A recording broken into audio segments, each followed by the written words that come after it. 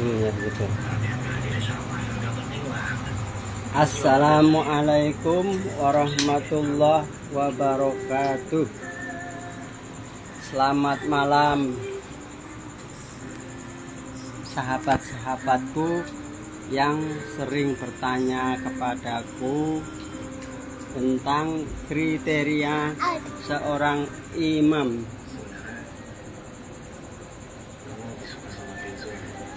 Seorang imam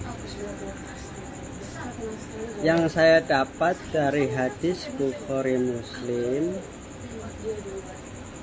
yang hadis sahih, yang mana Nabiullah Agung Muhammad Rasulullah Shallallahu Alaihi Wasallam memberikan pernyataan syarat kriteria imam yang afdol. Yang pertama, dia masih muda. Mengapa dibilang dia masih muda? Karena orang yang masih muda itu lidahnya tidak keluh, hingga tidak mengurangi makhraj, qalqalah, tartilnya bacaan di saat mengimami.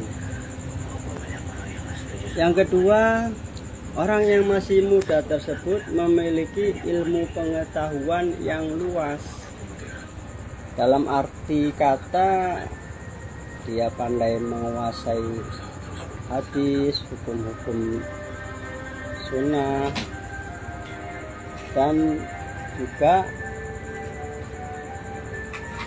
alim tentunya, sholatnya tidak bolong-bolong, 5 waktu fardu selalu dipegang, dijalankan.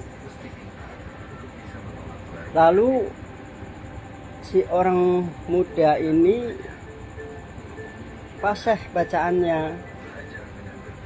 Selain dia sudah alim, fasih bacaannya, tajwid tartil qalqalahnya, sehingga tidak merubah makna dari apa yang dibacakan di saat mengimami.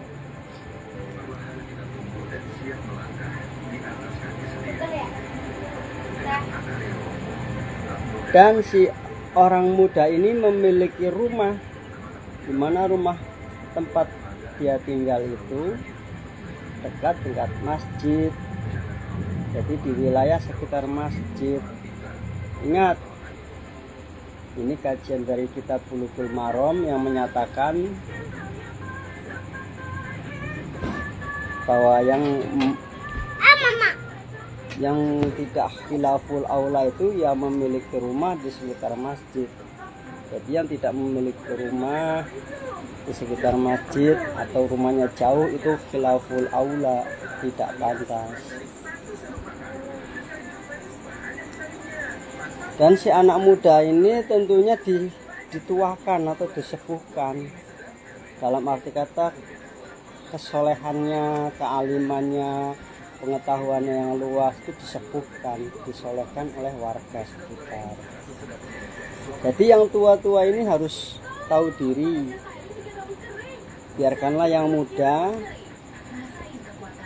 maju untuk tampil. Yang tua itu pasti lidahnya keluh, kepletot bacaannya karena sudah usia. Itu menurut kriteria dari hadis Bukhari Muslim. Menurut kajian kitab, yang mana kriteria seorang imam itu harus menguasai Al-Fatihah, karena Al-Fatihah itu hukumnya wajib dalam rukun sholat. 1 huruf qalqalahnya, makhrajnya, tajwidnya itu berubah, maka berubah makna. Jadi jangan asal-asalan membaca suratul Fatihah di saat menjadi imam.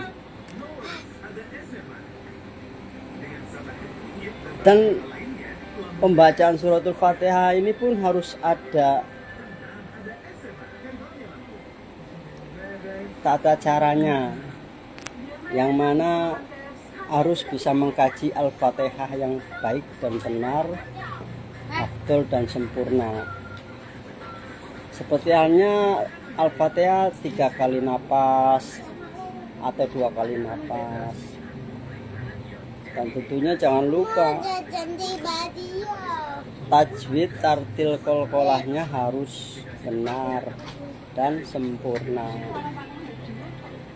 Dan kriteria imam lagi yang dijelaskan dalam kajian kitab Bulughul Maram itu, jangan gengsi. Mengapa gengsi? Di saat dia ruku, sujud, tiba-tiba ngentut tapi tetap dilanjut, nah itulah gengsi. Itu membawa dosa yang amat sangat besar. Seharusnya mengetahui bahwa dia itu batal dan mengundurkan diri menjadi seorang imam, keluar ke pintu depan dan digantikan oleh makmum yang mengerti menjadi imam. Bagaimana dengan rukun-rukun sholatnya seorang imam? Ingat, bergerak 3 kali berturut-turut itu membatalkan sholat. Batuk di saat membaca suratul Fatihah juga berturut-turut kali batuk itu membatalkan sholat.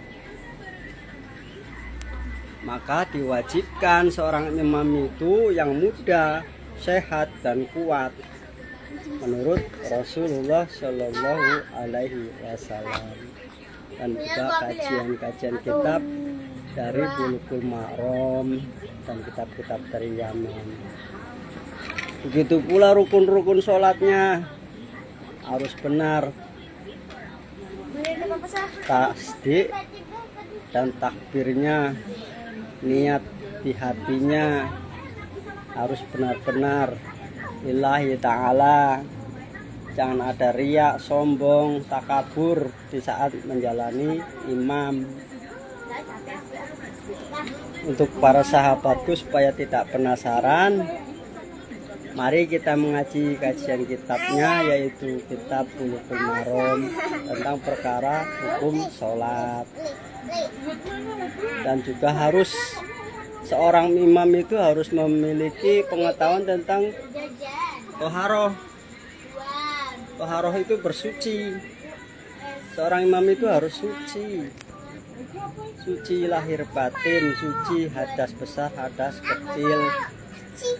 Dan juga harus tepat waktu, 5 menit atau 10 menit sudah hadir untuk mengimami.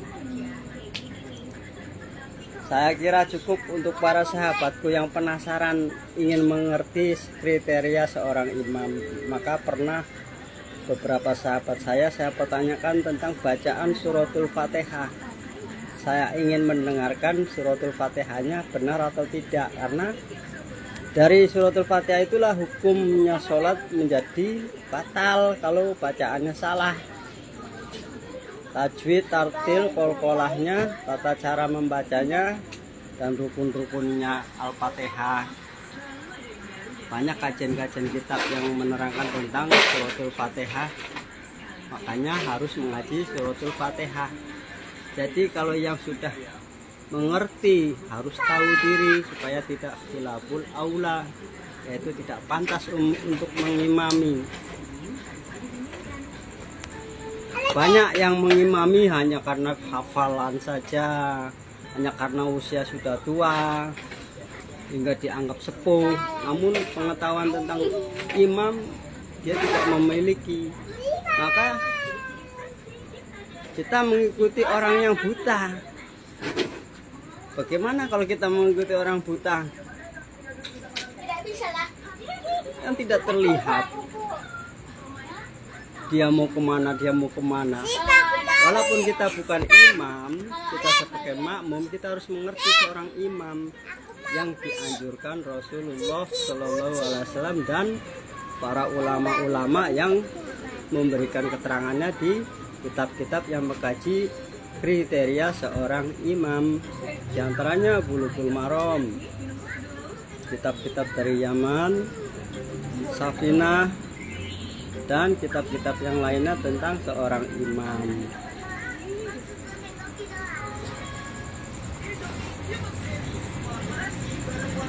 Terima kasih para sahabatku yang sudah penasaran, yang sudah saya kasih penjelasan, penjabarannya secara detail. Assalamualaikum warahmatullahi wabarakatuh. Semoga bermanfaat untuk yang menonton video ini, untuk yang sahabatku yang belum mengerti, sahabat-sahabatku yang sudah mengerti tapi belum mengaji, maka cobalah cari guru untuk mengaji baru bisa menjadi imam. Jangan menjadi karena kesombongannya dia menjadi imam saja. Nah, itulah kesombongannya. Kenapa? Assalamualaikum Bodoh, tapi maju. Seharusnya malu. Seandainya dia tahu kenapa saya bodoh kok maju menjadi imam, tidak tahu pengetahuannya, tidak tahu ilmunya tentang seorang imam, mendingan mundur, cari yang lebih mengerti. Itu semoga sholat kita diterima karena imam kita bisa melihat arahnya kemana, jalannya kemana, ngebut apa lambat. Begitu. teman-teman, aku segini aja aku pegel. Saya rasa cukup sekian, semoga bermanfaat. Wabillahi taufiq wal hidayah. Subhana rabbika rabbil izzati amma yasifun. Wassalamun ala mursalin walhamdulillahi rabbil alamin. Assalamualaikum warahmatullahi wabarakatuh.